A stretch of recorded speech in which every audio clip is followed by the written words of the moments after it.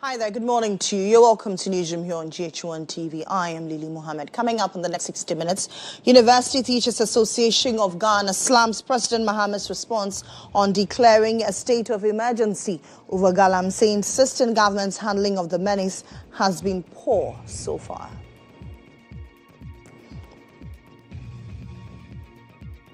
We'll also find out whether the expectation of Ghanaians have been met under the Operation Recover or Loot, as President John Mahama insists government will not shield those who have plundered state resources.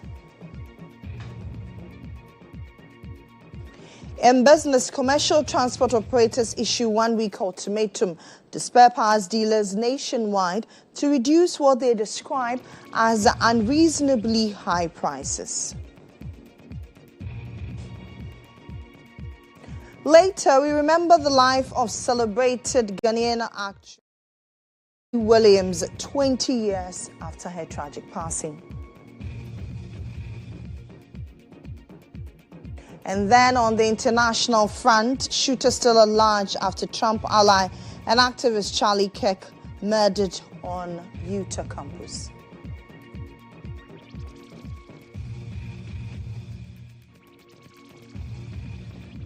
We have details of these and many others all in the 60 Minutes belt. Do stay tuned in.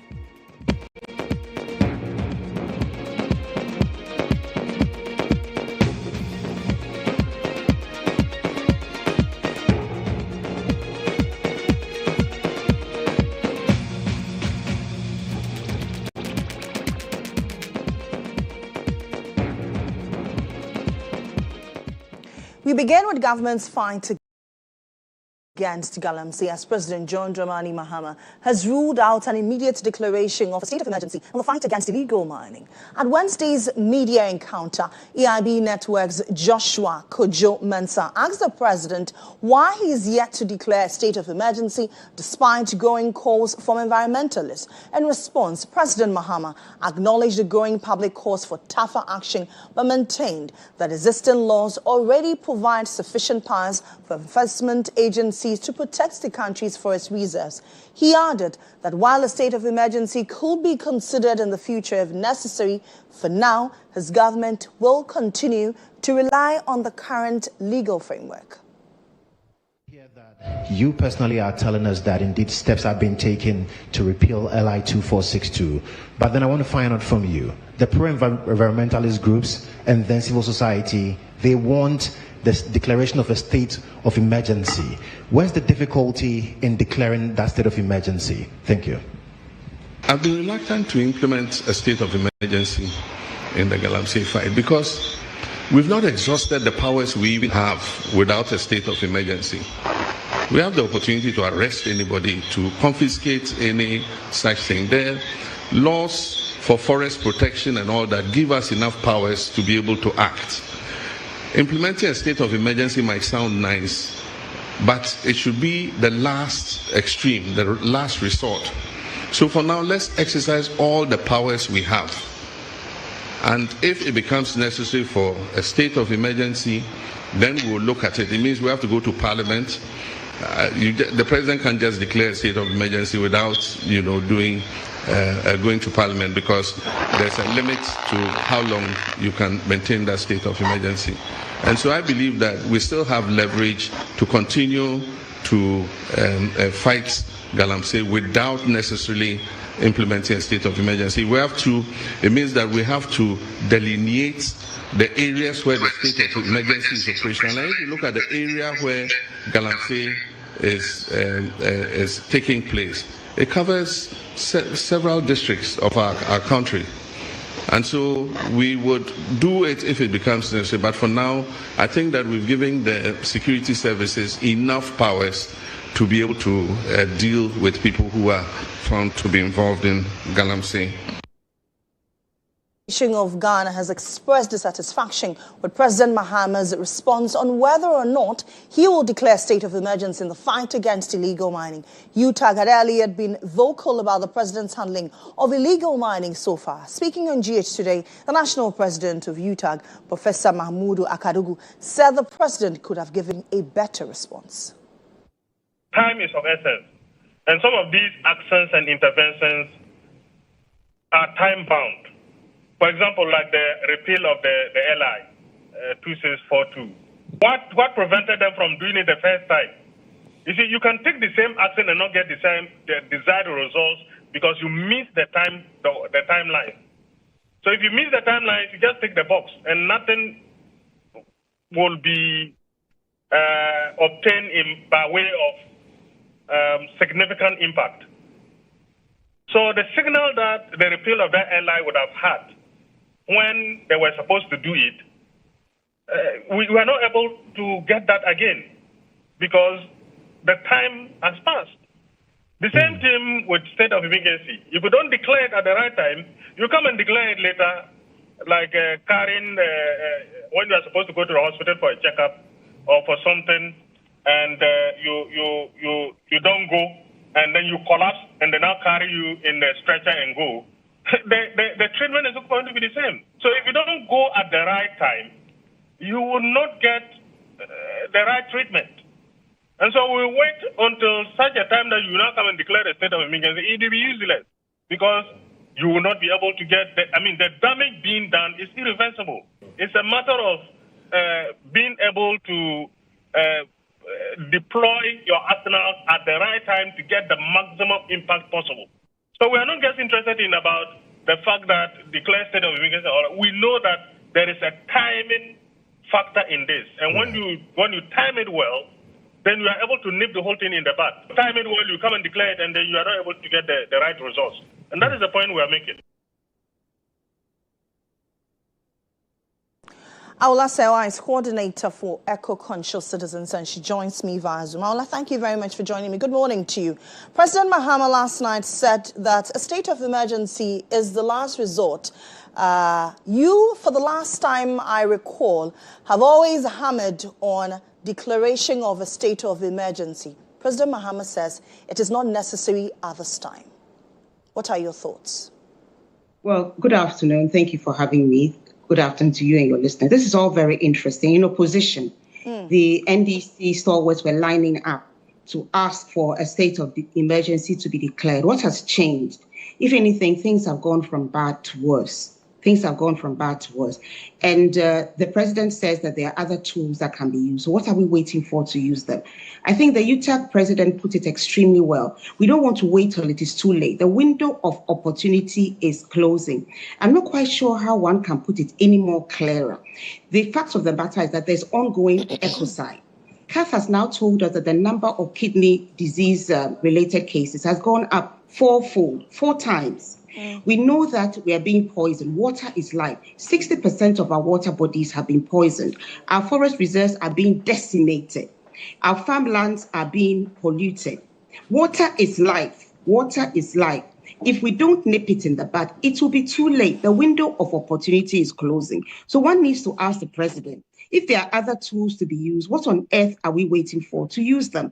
Are we waiting till it's too late? And I'd like to use the analogy of the house. The house is burning. There are times when it's a tiny fire. You could use some buckets of water. You may have a fire extinguisher. But it comes to a stage where you need the fire service. And there you are. You need the fire service. You're still using buckets of water and saying that you have other options. And what are you waiting for? For the whole house to be engulfed in fire, to reach the point of no return, and then to bring the fire service when it can only come and recover bodies. I mean, let's be serious about what is happening. We face an existential threat. It's an existential threat we face. We cannot afford to dilly-dally. And let's be clear, Ghanaians did not vote for musical chairs. They did not necessarily vote for this administration. They voted against the against the past administration because they were not doing the needful to stop the canker. We need it stopped. There are maternal deaths. There are deformed babies. What else do we want to see before we realize how serious the situation is and that we need a drastic intervention? Do you also think that the questions or the concerns about the declaration of a state of emergency coming with curfews, coming with restriction of movement, coming with military deployment, if possible, are justified on the issues of livelihood and human rights? You see, this livelihood matter really I think it's just unacceptable. You are talking about the livelihoods of persons engaged in criminal activity. Illegal mining is criminal activity. The word illegal tells you what it is. Now you have the livelihood of peasant farmers. 2.5 million of them are at risk of losing their livelihood as a consequence of illegal mining. Don't they matter? Those who are lawfully engaged in finding a livelihood. Are we saying that their livelihood doesn't matter, that the illegal miners, their livelihood is the only livelihood that matters? Fishermen have already lost their livelihood. Now we are talking about people who are dying, getting kidney disease. So it's not a question of human rights. What about the rights of all Ghanaians to have clean water? Our water bodies are being poisoned. So to talk about livelihoods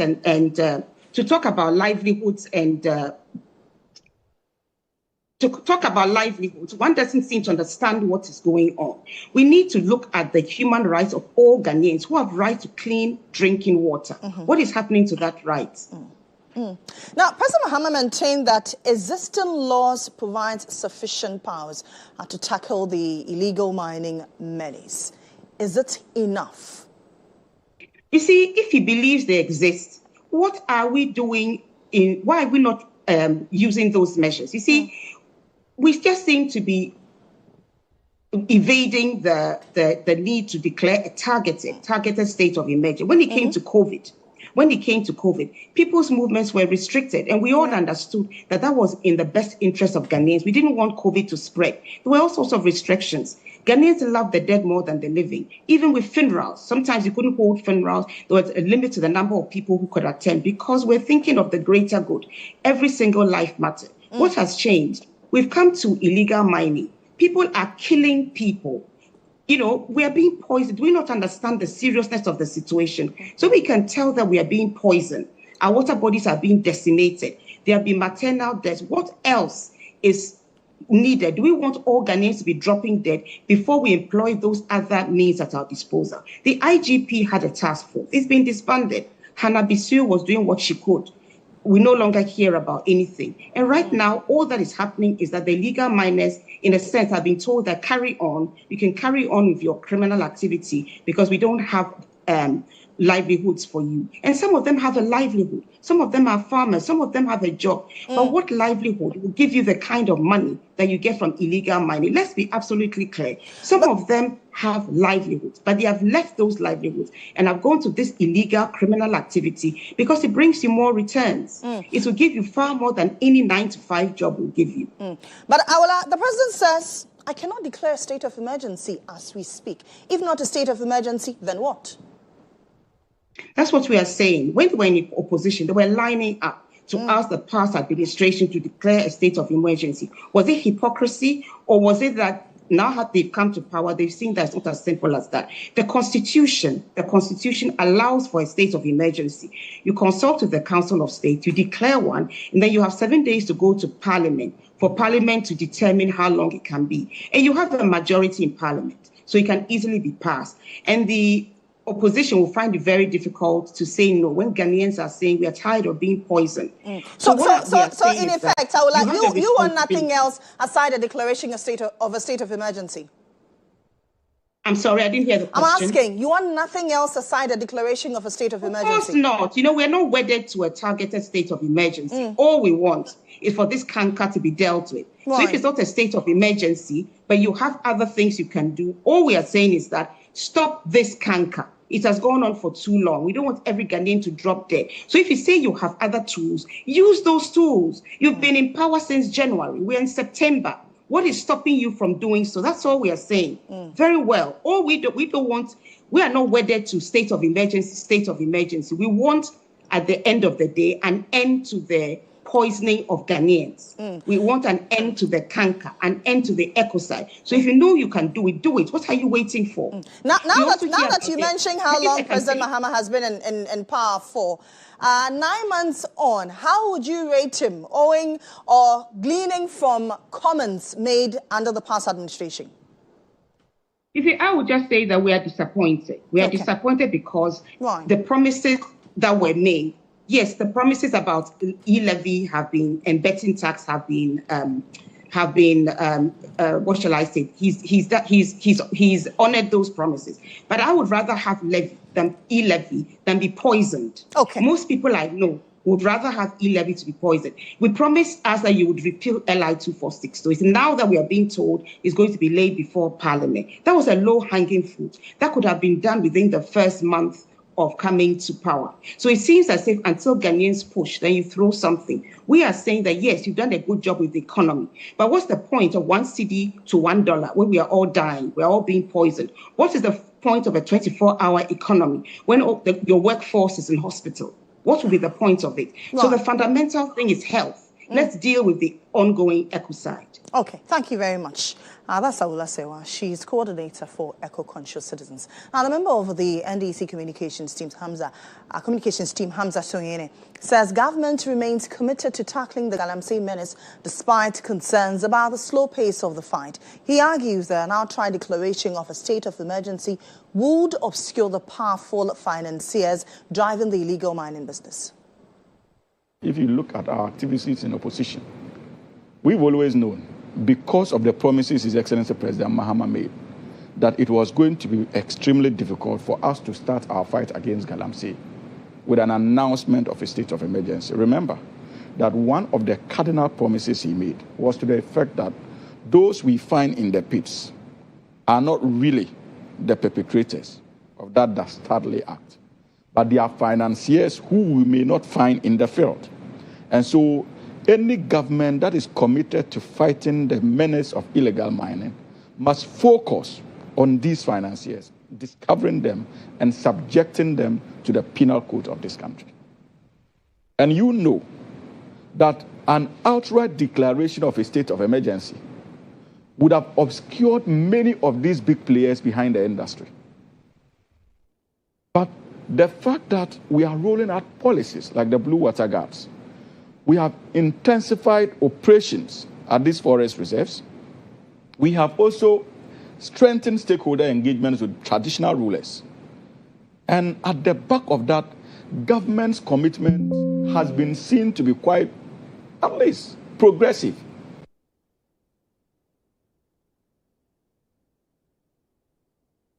Moving on and touching on our economy, President John Dramani Mahama says his government will not be quick to return to the international capital market for external finance. And speaking at the presidential media encounter on Wednesday night, the president explained that Ghana's economy has survived without market borrowing thanks to reforms and reordering of expenditure.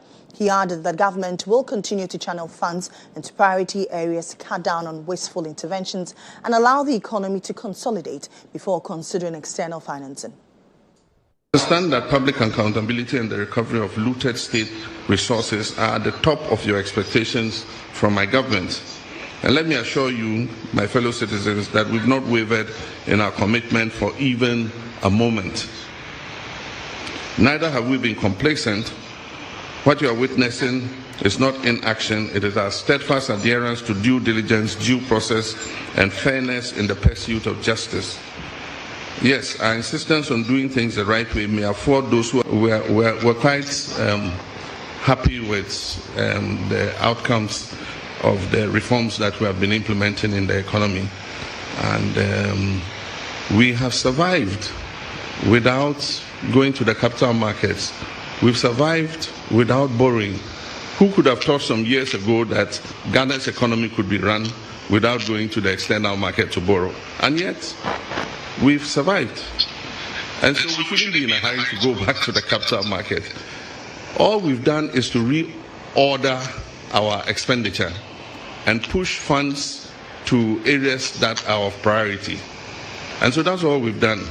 Fiscal discipline, not spending money on wasteful, political interventions and all that.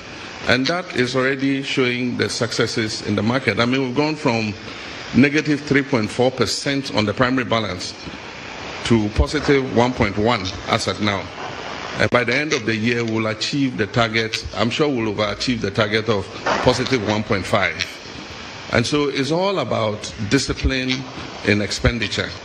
And so for me as the president, I would not favor a quick return to the international capital market. I think we should go like this for a while and consolidate the economy. Now, President John Dramani Mahama says government's determination to pursue accountability under the Operation Recover All Loot will not shield those who have plundered state resources. He noted that while the due process approach may offer temporary relief to offenders, it will not grant them permanent escape. He further disclosed that more than 200 cases are currently under active investigation, with about 80 individuals interrogated so far.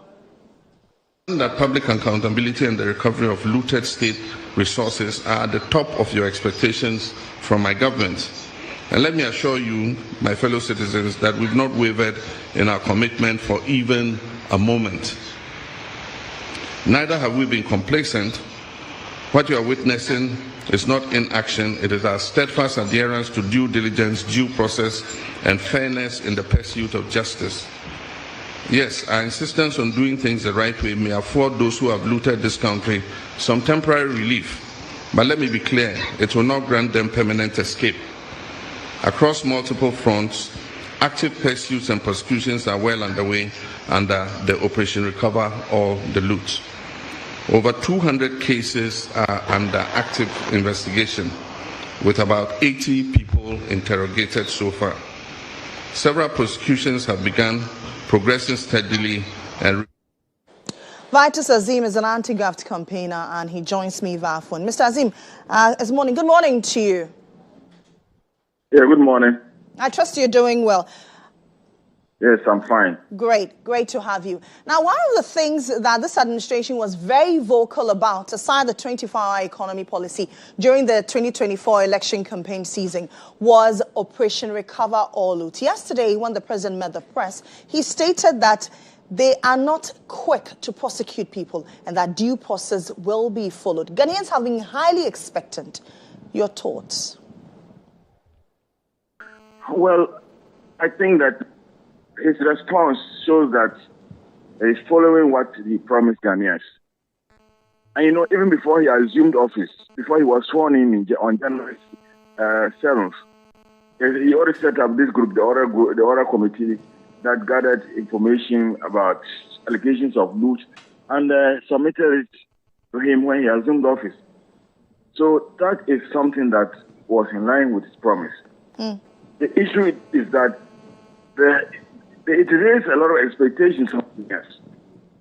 And so Ghanaians are expecting quick results, which do not seem to be coming. But I also see that investigation takes quite some time. And it may involve more than one institution. And so that could be a problem. Besides, when you investigate and you build a docket and then you send the matter to court, it's partially out of your hands.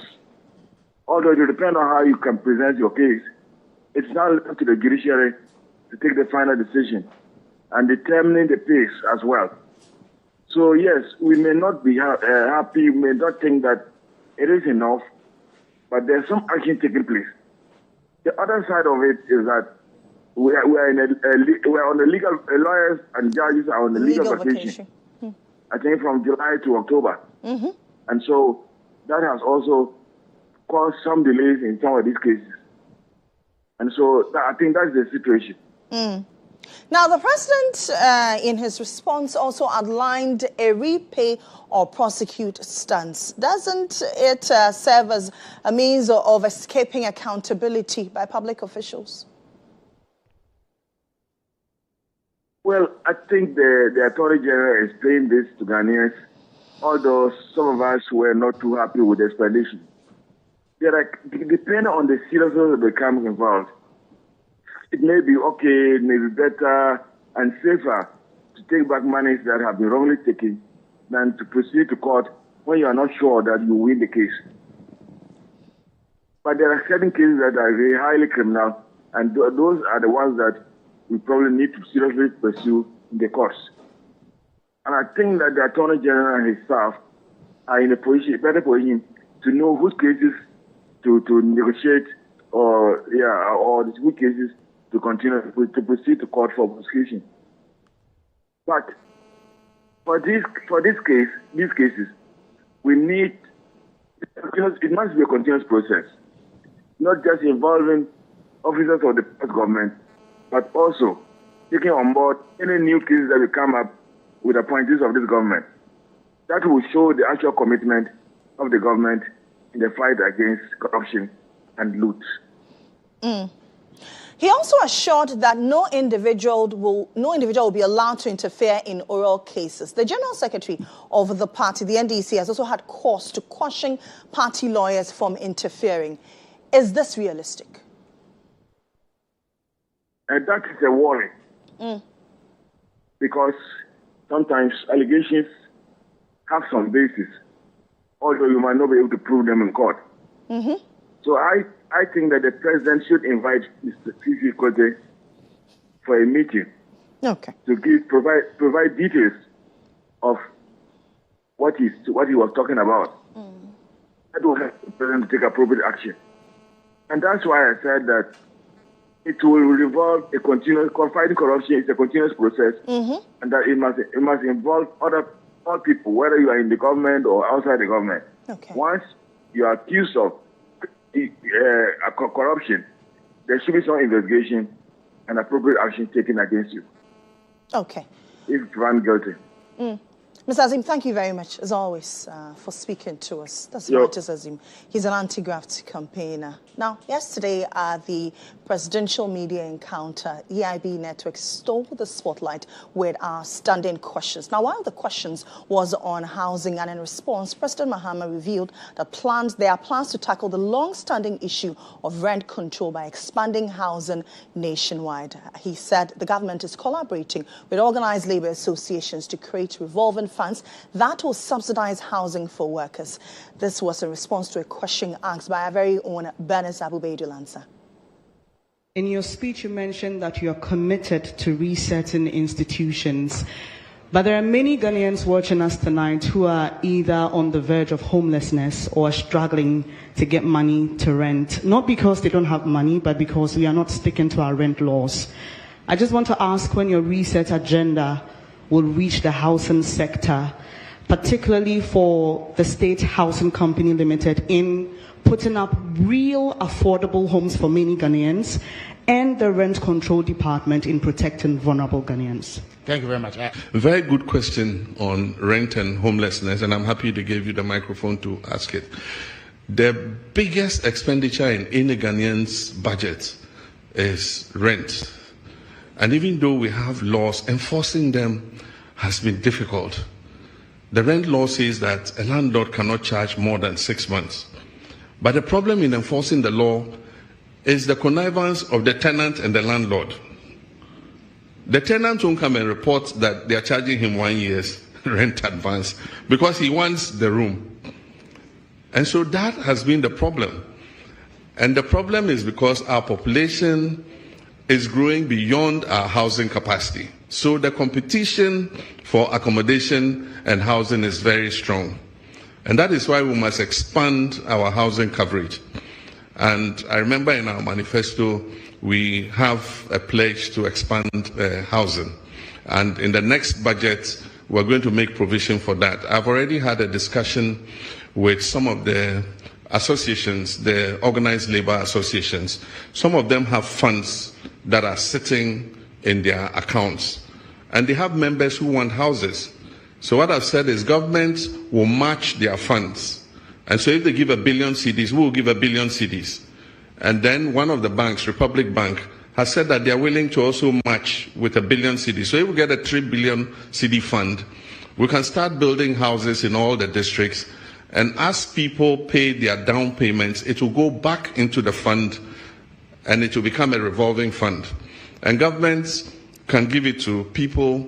I said if you have like about 15 to 20 years before retirement, you can take a house and we'll be deducting from your salary monthly so that by the time your retirement time is up, you have your own accommodation to go to. And as we take those deductions, they will go back into the fund. So it becomes like a revolving fund so that we can increase the housing stock.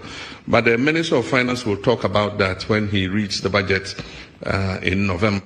Well, the president couldn't have said it any better. I'm sure you know by now that for us here at EIB, we only ask relevant questions. So kudos to Bernice Abu-Baidoo Lansa and Joshua Kojo Mensah. Let's now find out what are your thoughts on all these issues enumerated by the president on social media. Nanama Akwa joins me. Nanama, what are people saying? Exactly right, Lily. The president did speak about different sectors, but we're going to hone in specifically on oral, galamsey and the economy. Let's start with Dauda, who says, yes, we believe in oral, but the process, he says, is too slow. Bro Lovemark says, want to meet a botos may hot again. Chairman won't sleep tonight. Oral is here to stay. Harry says oral involves the legal component, so you can't just wake up, you can just wake up and go to court without strong evidence. Elom says for the oral, it was just an oral English exam for the Ghanaians, he says, to pass. When we go on to Patty, who says, I believe in John Mahama fighting corruption head on. Let's just give it time. He will deliver. Fair. We also have Tony. Borrowing, talking about the economy, is not only done on capital market. You have borrowed about $10 billion domestically. We also have Ejabing. 8 months, you have added $10 billion to our debt with nothing, he says, to show. We also have Luko, who says everything will fall in place if the current approach in fighting galamsey is consistently sustained. We also have JKA Damo, who says, and there's no physical or pictorial evidence. He's talking there about the over 400 excavators that were seized there. We also have Emmanuel. Such words from leaders like him bring insults for themselves. Just imagine telling someone to declare a state of emergency and just listen to what he's saying when the same situation, even worse, is a slap in our face. Trust this man in your own ... We have a question who says, sir, the Galamsey boys are now up in arms with the soldiers. Adele says, I was not happy with the response on Galamsey at all. We have Apple. What it means is that let's wait for the lands and water bodies to get more destroyed before we will think about state of emergency. He says MPP and NDC, now 5 and 6. We move over to Theophilus, who says the reset agenda is on course. Kobe adds, he has explained the steps and given you hope to hold on to. He's going to be judged after the 4-year tenure. I trust him, he says, absolutely. And our last comment is from Commander. If this is done within 8 months, how many should have been done in 8 years? Well, it's a mixed bag of comments that we have there, but that's what we have. My name is Nanama Akwa. Check and send us more comments on Instagram, Facebook, and on X. Lily, back over to you. Thank you very much, Nanama. One of the commentators or one of the netizens talked about or touched on the issue of excavators. Let's expand it further. The Minister for Transport, Joseph Bukari Nikbe, has refuted reports currently circulating on social media suggesting government is secretly evacuating excavators from the port at night. According to the minister, the movement of the said excavators is part of a government initiative to decongest the ports. Contrary to reports, the machines are being transported to military installations and not unknown locations. Speaking to Foster Ago on Star FM's afternoon show Star Drive, Joseph Nukbi explained that a significant number of excavators are currently held at the port. It was a shock to me when I saw that publication coming from GHOne FM. Over some months now, in our quest to fight against illegal mining, the president caused us to put a ban on the importation of excavators. For that quite long, the Tamil port has been besieged by so many excavators that have been imported into the country, which over the months and weeks we have not released to their owners. This created some congestion in the port. So on the 22nd of last month, I caused the port authority to send a public notice that we were starting an evacuation plan to evacuate all excavators from the port to the military installations. One to Michel Camp, to Bama Camp, to Teshe Camp, to the 49 Engineering Regiment. And we started on the 22nd of last month evacuating all those excavators to those military installations. So if any excavators are being moved, they are being moved to those military camps. They are not being released to people as the story is purporting to the public. Those places that we've been given space, that's where we are evacuating all the excavators to. Not that we are releasing them.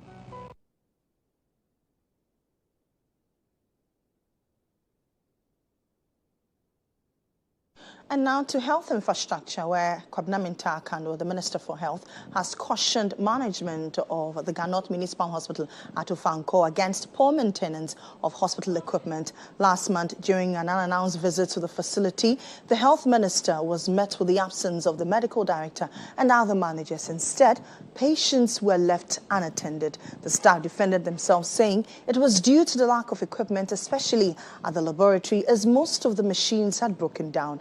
Well, the minister has returned with 34 medical equipment worth $1.5 million to facilitate healthcare delivery in that said facility. Kwabena Mintah-Kando, however, urged the hospital to maintain these equipment. On Thursday, August 1, the Health Minister, Kwabena Mintah-Kando, stormed the GHOne Municipal Hospital at Ofanko, where the medical director, including other managers, were absent, leaving patients bemoaning long hours without being attended to. The staff defended this, saying it is due to the lack of equipment, especially at the laboratory, as most of the machines have broken down. Visibly concerned, the minister admonished the team to maintain and repair equipment using internally generated funds and promised to step in with support. 1 month later, the promise was fulfilled with equipment worth $1.5 million. But Health Minister Kwabena Mintah-Kando cautioned the equipment must be maintained, as the government cannot keep fixing what should have been maintained. It is our hope that they will take good care of these equipment. It is also my expectation, of course, every equipment has a lifespan, and at one point in time they will either be faulty or obsolete. I do not expect that they will come back to government or the ministry to fix these machines or to replace them. It's more or less like a capital investment. And so we want them to make good use of this equipment, and as and when there are more, we'll come and add. Again, Kwabena Mintah-Kando cautioned health facilities to not wait for their facilities to deteriorate, but must maintain and upgrade already existing ones and not allow machines to go waste before putting pressure on the government. It does not make sense when we allow our already existing facilities to deteriorate and pretend to be building more. We must maintain and upgrade the already existing ones once we add on. I agree. I admit that we have infrastructure deficit in the health sector.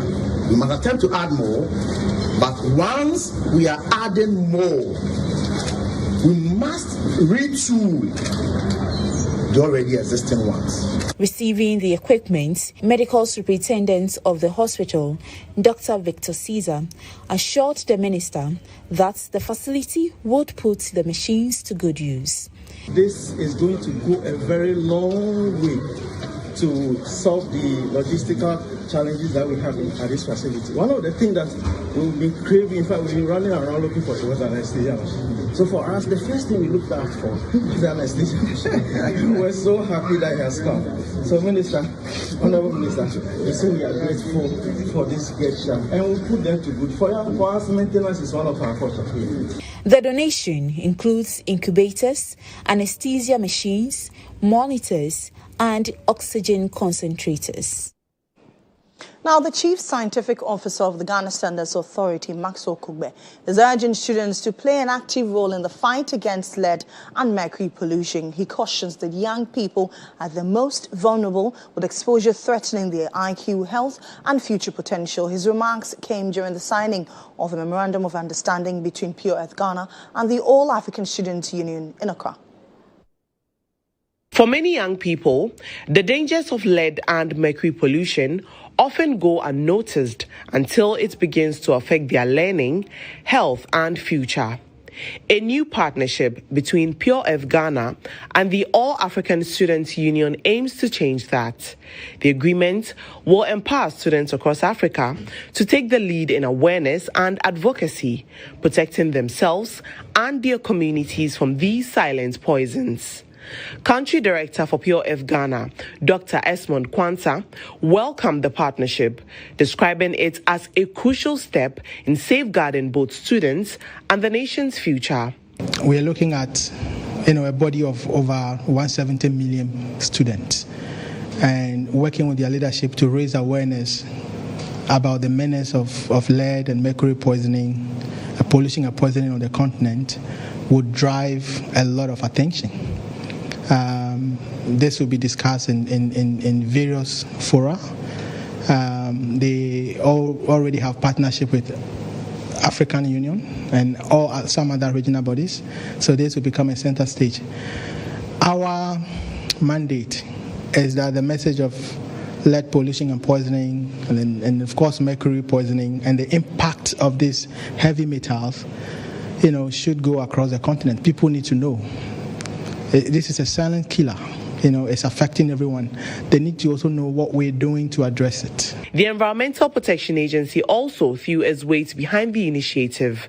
Principal Program Officer Hope Sine-Japon highlighted the importance of students' participation, stressing that their involvement is vital to sustaining the fight against lead and mercury pollution. We believe that students, they go to school to acquire knowledge. And at the end of the day, it shouldn't just be on the shelves. We need to make sure whatever that they have researched on, is used as is expected. So we are trying to work with them at this level so that they will begin to understand the challenges that we are confronted with, so that they can also base their research on some of these areas that we are trying to. Let's now bring you the latest in business. The Business Brief is brought to you by CompuGhana, passion for technology.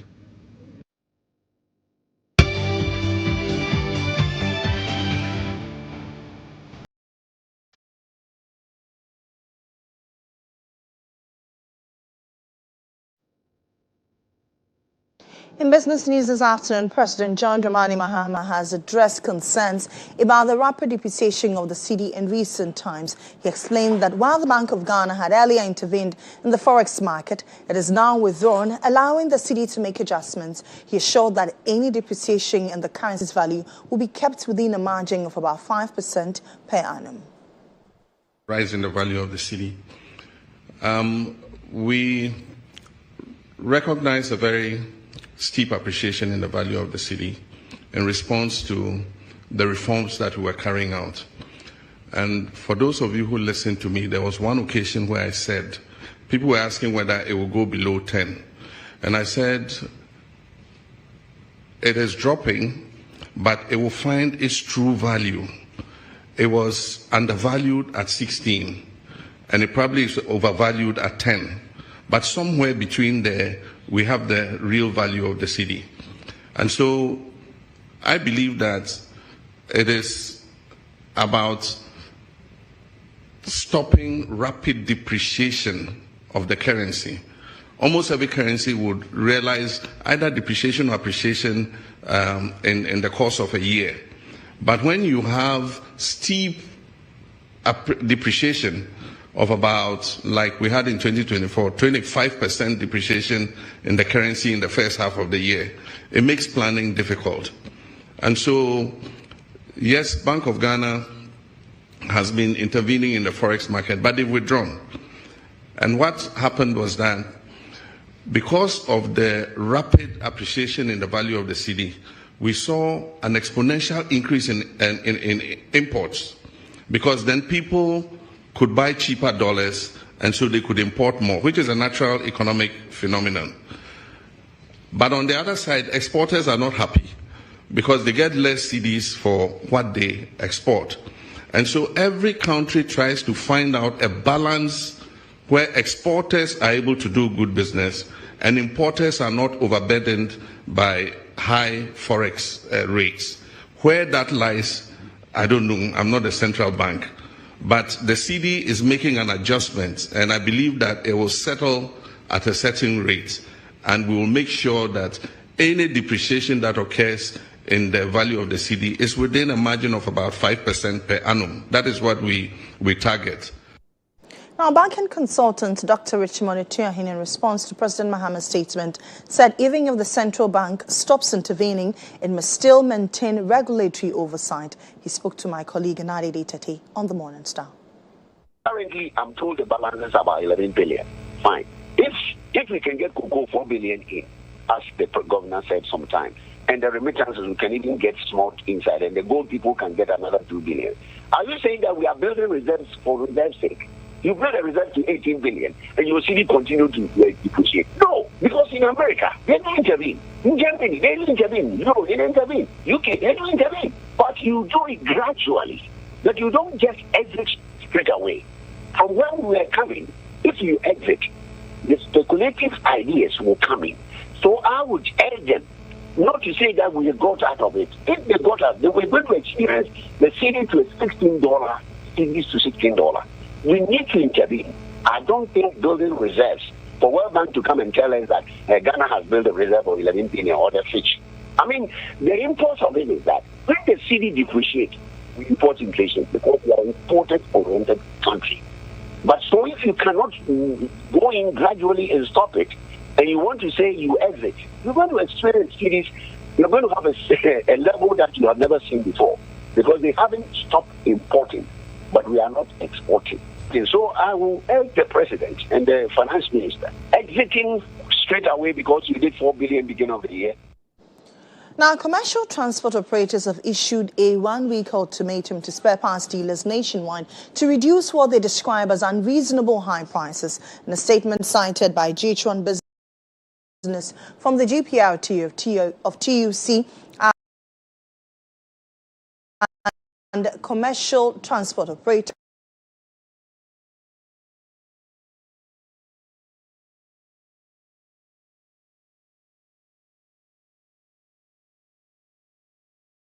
the national PR for the G.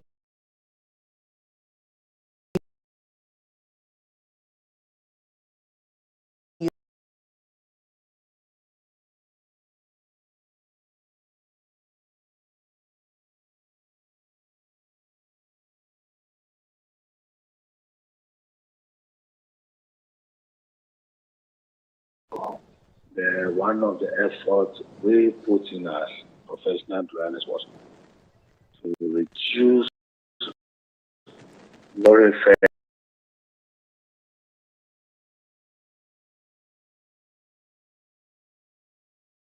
fares as low as 15%, which none of our colleagues or any of our brothers and sisters will imagine. We did that and we factor in certain elements. One element is that of the spare parts. They treated that we should give them some time, and that the items they had by then was being bought with hard currency when they around 70 cedis. So yes, we understood that yes, if you use 70 cedis and buy items which prices are at where they are, you needed some time to reduce it. Meanwhile, if they buy something less than that and the dollar changes, they adjust the prices and balance into that of the situation that the prices are.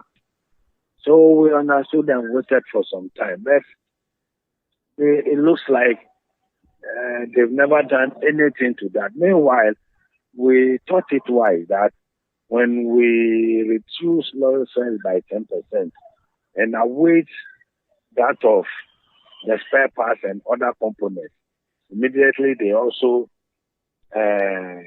reduce it, they will go to the table and reduce lorry fares again. We thought it meaningless. So we factor some of these items into the reduction and reduce lorry fares as religiously as the 15% that we came to. Lo and behold, they never try to use their part. Surprisingly, the foreigners. The reduction rate to be? The foreigners who have tried and reduced some of wares. Here they are. I don't know the trade law, which empowers them to close some of their stores. Here they are. They started closing some of these foreign stores.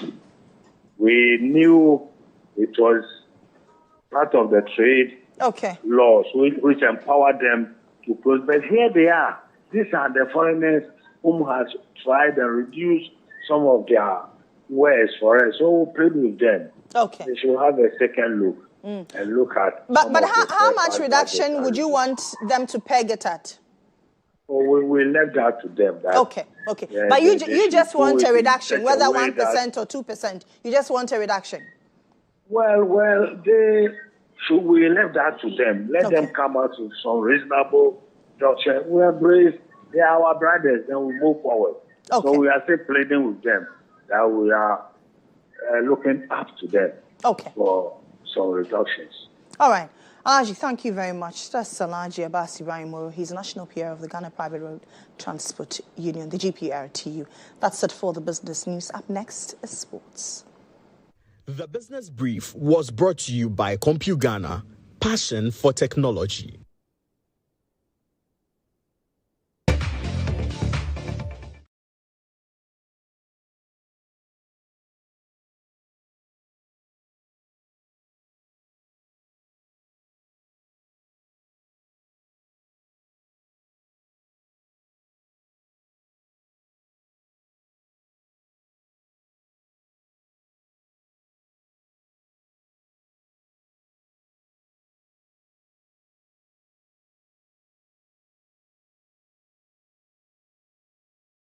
Thanks for joining me here on Sports Brief. I am Monica Bukari. Now, President John Dramani Mahama says the government will replicate the Takwa Stadium model across all regions lacking stadium or standard sports facilities. He explained at a media engagement that Takwa Goldfield Stadium, built at $13,000 with a 10,000 seat capacity, shows it is feasible for government to roll out a similar project nationwide. We promise to build stadia in all the new regions and the regions that don't have modern stadia. So as I speak, the Ministry of Sports and Recreation is doing the design and the costing for the new stadia. And Upper East is one of the regions that has been captured to receive a new sports stadium.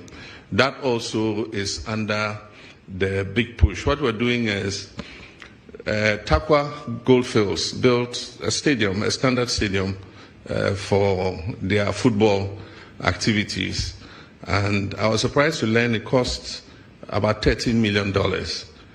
When government of Ghana has built stadia, it costs hundreds of millions of dollars. But for those of you who have gone to Takwa and see their stadium, it's a standard stadium. And I think it takes about 5,000 or more, or is it 10,000 people? And so if they could build it for 13 million, government too should be able to do same. So we've asked them to find out the architects, the designers, and everybody who did that stadium so that we can replicate it in our other regions that don't have a stadium. Away from that, the Ghana Football Association has appointed lawyer Wanda Kuto and Edmond Aka to the Black Starlets Management Committee. The move is part of the ongoing efforts to restructure and strengthen the leadership of Ghana's youth national teams. Lawyer Wanda Kuto is a former chairman of Accra Hearts of Folk Chapter 51, serving from 2009 to 2012. Chapter 50 supporters group based at the University of Ghana campus. Prior to joining Chapter 51, he was an active member of Chapter 5 in Tema.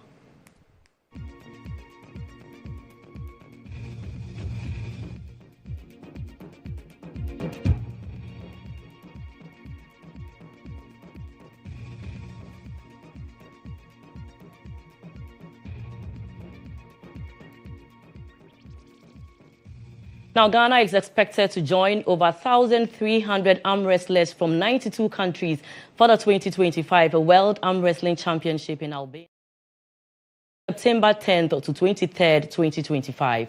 Team Ghana will be represented by 3 poolers.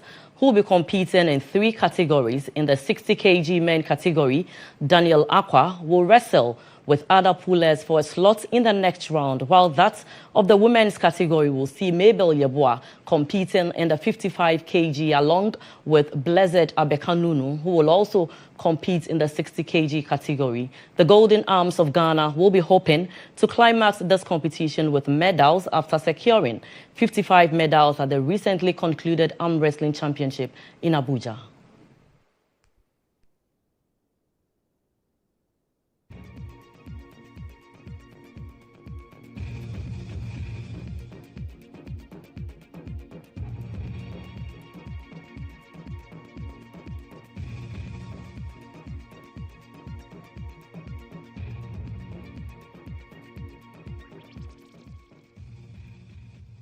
Now in athletics, Ghanaian sprinters Benjamin Azamati, Joseph Paul Amwa, and Abdul Rashid Saminu will lead Team Ghana's contingent to this year's World Athletics Championships in Tokyo.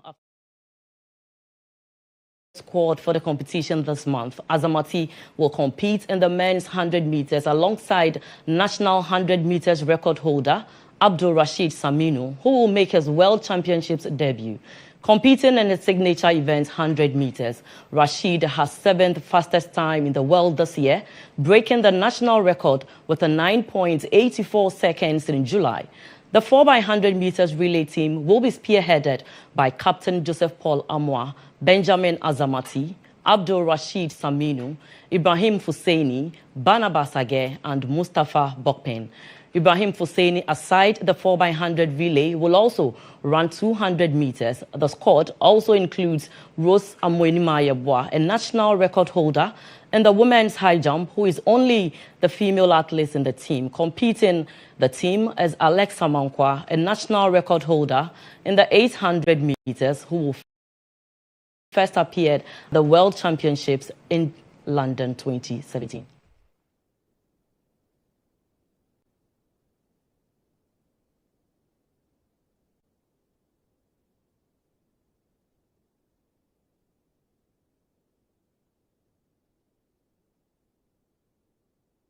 And that's all for sports, but do join us at 1 p.m. here on The Game. My name is Monica Bukai. Do stay tuned. We have international news up next.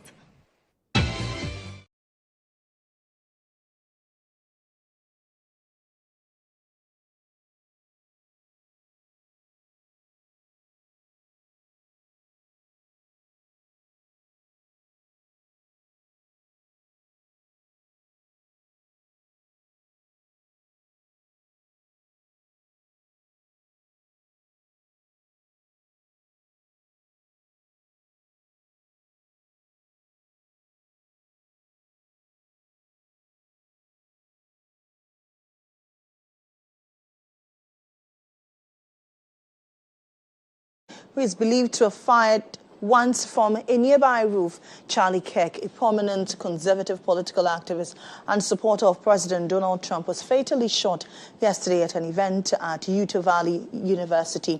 He was 31 years old. President Trump, Vice President J.D. Vance, Utah Governor Spencer Cox, and other political leaders have condemned the killing and are calling for calm as investigations continue. President Trump suggested that Americans and the media need to confront the fact that violence and murder are the tragic consequence of demonizing those with whom you disagree. He has vowed further action, previewing a broader plan to crack down on political violence.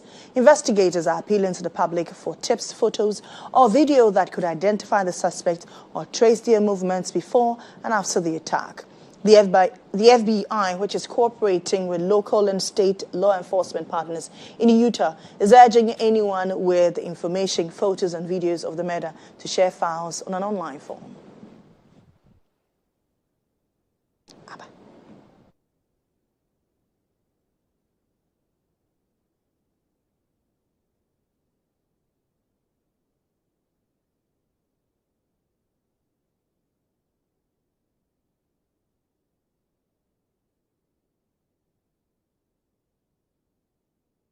That should do for international news. Let's head to the entertainment zone.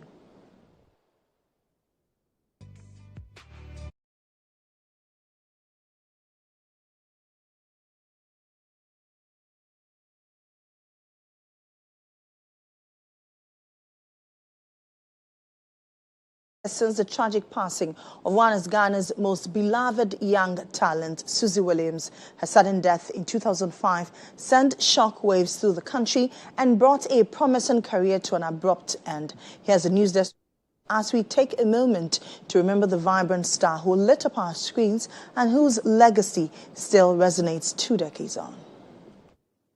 Sun City, Sun City, Sun City.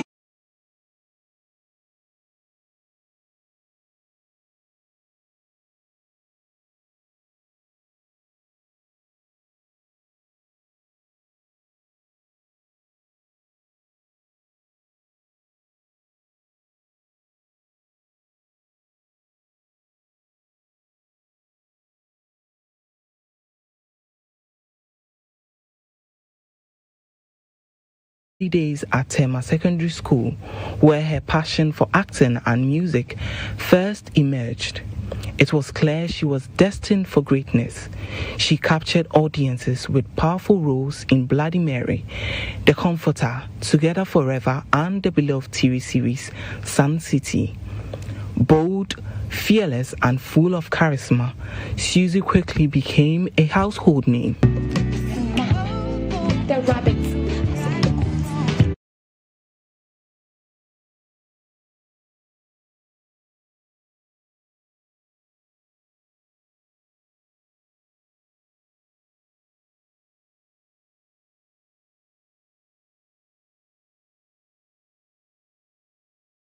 About the circumstances surrounding Susie's death, raising concerns that remain unresolved.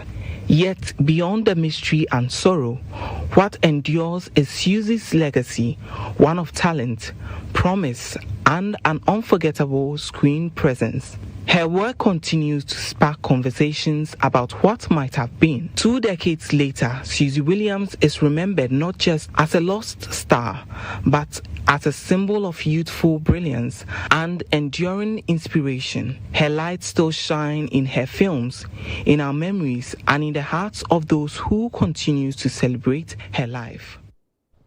2 years on, and the nation is still grappling the road canker. Well, maybe authorities will sit up this time around. That should do for the bulletin. My name is Lily Mohammed. Good afternoon.